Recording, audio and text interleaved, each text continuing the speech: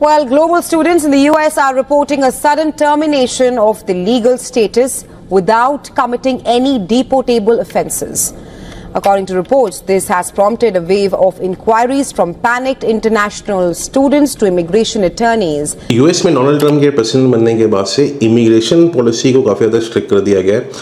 और सबसे ज़्यादा चैलेंज अब जो फेस कर रहे हैं वो वहाँ पे स्टूडेंट्स जो कि स्टडी वीज़ा पे गए हुए हैं यूएस में, या मान लीजिए जो स्टूडेंट्स यहाँ से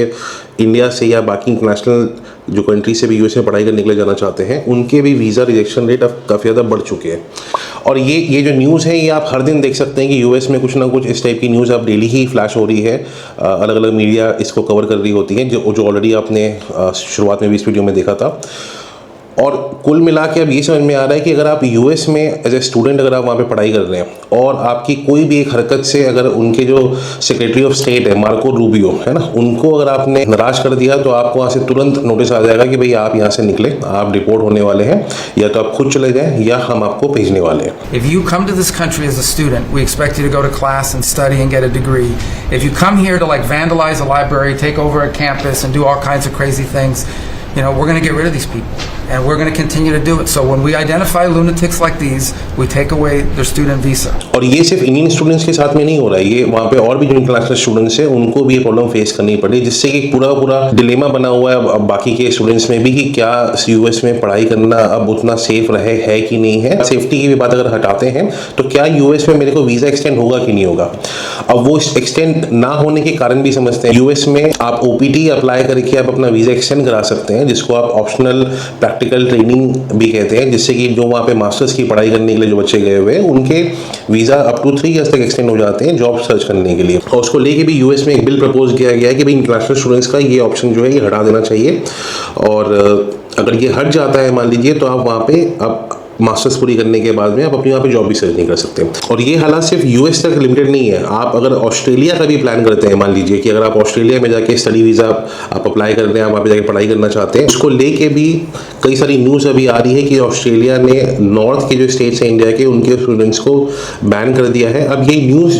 अगेन ये कोई अभी तक वेरीफाई नहीं हुई है। मैंने खुद भी इसके बारे में ऑस्ट्रेलिया की गवर्नमेंट के वेबसाइट्स में चेक करने की कोशिश की कि भाई क्या ये 100% ट्रू न्यूज़ है कि नहीं है। हाउएवर कई सारी ऐसी यूनिवर्सिटीज़ हैं विक्टोरिया में या न्यू साउथ वेल्स हो गया या वेस्टर्न सिडनी में, जो इंडियन स्टूडेंट्स जो कि पर्टिकुलरली इन स्टेट से, जैसे कि अब पंजाब हो गया, मान लीजिए हरियाणा हो गया, गुजरात हो गया, बिहार हो गए, मान लीजिए ना, इन सारे स्टेट से जो बच्चे में पढ़ाई करने के लिए अप्लाई कर रहे हैं, उनके वीज़ास जो है वो अप्रूव नहीं हो पा रहे हैं, जिसमें कई सारे कारण आ सकते हैं, जैसे कि आपके डॉक्यूमेंट्स वगैरह अगर जेन्युइन नहीं है, उस वजह से ऑस्ट्रेलिया में भी आपका वीज़ा रिजेक्शन रेट जो कि आज के टाइम पे पिछले जो 10 साल में सबसे ज़्यादा चल रहा है अभी वहाँ पे। ऑस्ट्रेलिया के बाद अगर आप कनाडा की बात करेंगे तो कनाडा में ऑलरेडी इतने एंटी इंडियन सेंटिमेंट्स चल रहे होते हैं कि वहाँ पे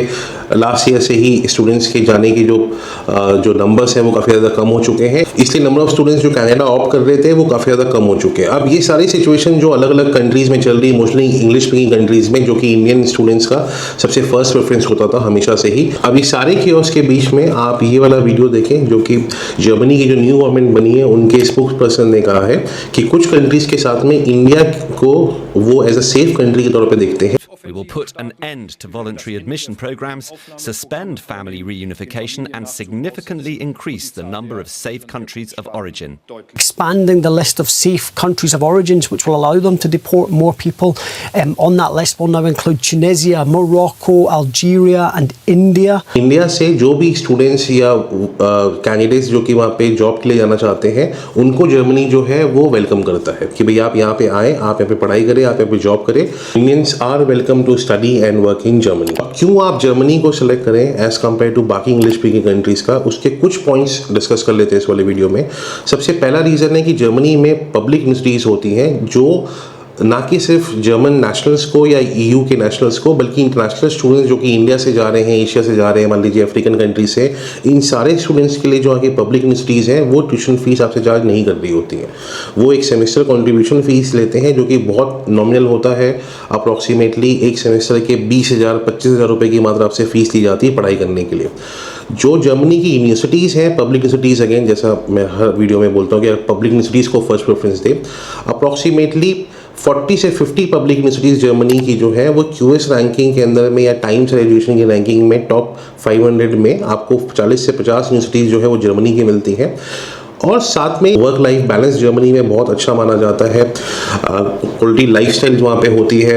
आपको सारी तरीके की फैसिलिटीज़ हर एक चीज़ें वहाँ पे अवेलेबल होती हैं। प्लस सबसे बड़ा फैक्टर है कि वहाँ पे बाय डिफ़ॉल्ट 18 मंथ्स का स्टे बैक ऑप्शन आपको मिलता है, जिस स्टे बैक ऑप्शन से आप वहाँ पे जब भी आपकी पढ़ाई पूरी हो, मास्टर्स की आपकी पढ़ाई जब खत्म हो या बैचलर्स की पढ़ाई खत्म हो, आपको बाय डिफ़ॉल्ट 18 महीने मिलेंगे कि आप इस ड्यूरेशन में वहाँ पे जॉब सर्च कर सकते हैं।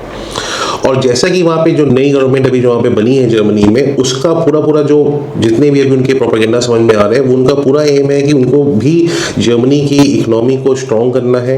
US से वो थोड़ा हटने की कोशिश कर रहे हैं, सेल्फ डिपेंडेंट बनने की कोशिश में है जर्मनी, और उनको बंदे चाहिए, है ना, काम करने वाले स्किल्ड वर्कर चाहिए, टैलेंट चाहिए उनको भी अलग अलग कंट्री से, कि वो जर्मनी को अगेन वापस से उनकी इकोनॉमी को सुधारने में हेल्प कर सके। और उसी लिए जर्मनी वापस से एक आपके लिए बेस्ट स्टडी डेस्टिनेशन बनता है अभी भी 2025 में भी, अगर आप प्लान करें। और इससे रिलेटेड आपको कोई भी इंफॉर्मेशन चाहिए हो जर्मनी में पब्लिक यूनिवर्सिटी में पढ़ाई करने को, या मान लीजिए जो वहाँ की स्टेट प्राइवेट यूनिवर्सिटीज़ होती हैं या प्राइवेट यूनिवर्सिटीज़ हैं, या अगर आप आउसबिल्डिंग का प्लान कर रहे हैं, अगर आप वहाँ पे फ्यूचर देख रहे हैं अपना कि आपको वहाँ पे एज अ नर्स के तौर पे काम करने के लिए जाना है, या आपको एज अ डॉक्टर वहाँ पे प्रैक्टिस करनी है, फार्मासिस्ट जो होते हैं वो भी वहाँ पे प्रैक्टिस के लिए जा रहे होते हैं इंडिया से जर्मन लैंग्वेज सीख के, ये सारी चीज़ों के लिए आप हमें कॉन्टैक्ट कर सकते हो। क्या रिक्वायरमेंट्स हैं, क्यों आपको जर्मनी सेलेक्ट करना चाहिए और अदर कंट्रीज़ का किस कोर्स में जाना चाहिए, ये सारे चीज़ों को आप हमारे साथ में कॉल पे कनेक्ट होकर डिस्कस कर सकते हैं। So thank you for watching this video and don't forget to subscribe our channel. Thank you.